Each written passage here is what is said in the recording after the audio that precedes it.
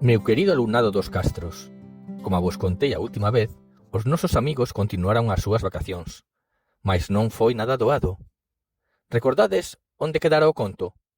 Pois no aparcadoiro do Castro de Viladonga, lugar ao que chegaron antes de tempo, porque non fixeran a parada que tiñan prevista en Mondoñedo.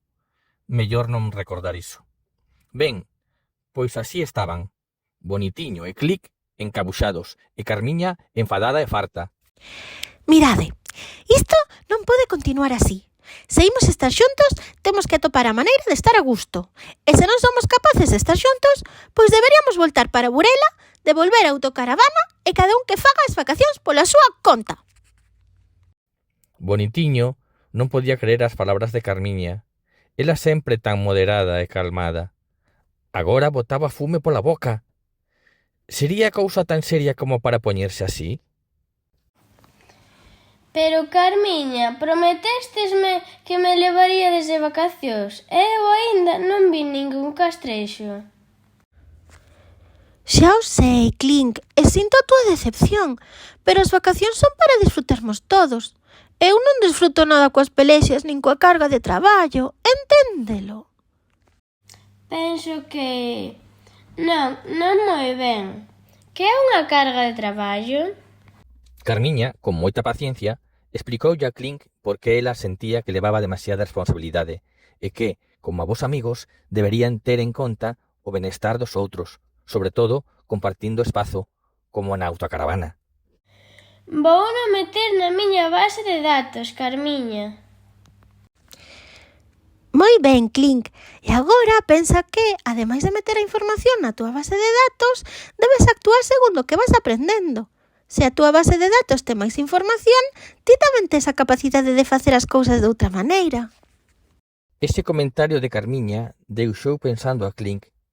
Bonitiño seguía calado, observando a escena sen decir nada, ata que despois dun longo silencio achegouse a Carmiña e díxolle: Carmiña, gustaríame darche unha aperta moi grande e pedirche perdón.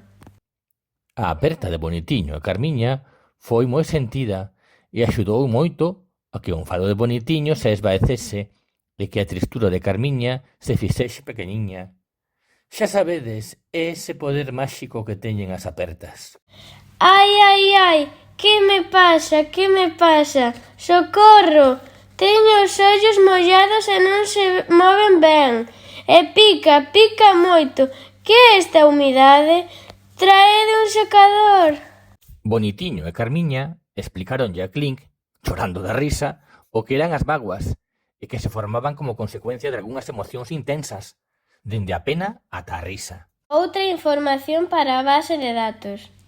Mira, Clink, eu quero desculparme por terme enfadado tanto. Ás veces esquéceme que non entendes as cousas como a nós, e no canto de ter paciencia e explicarche, enfádome moito e perdo a calma. E a ti, Carmiña, quero darche as grazas pola túa xenerosidade e amizade. Teño unha idea, xa que chegamos cedo, que vos parece se falamos de como podemos mellorar a convivencia na autocaravana?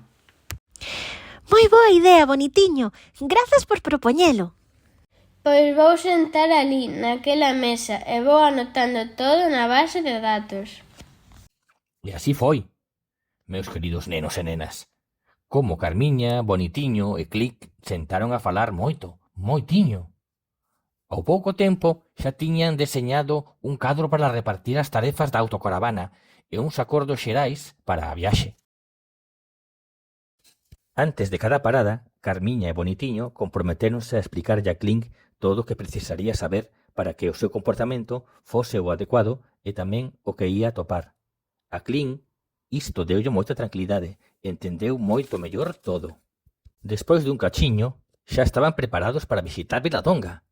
Por onde empezaron? Pois polo museo, claro.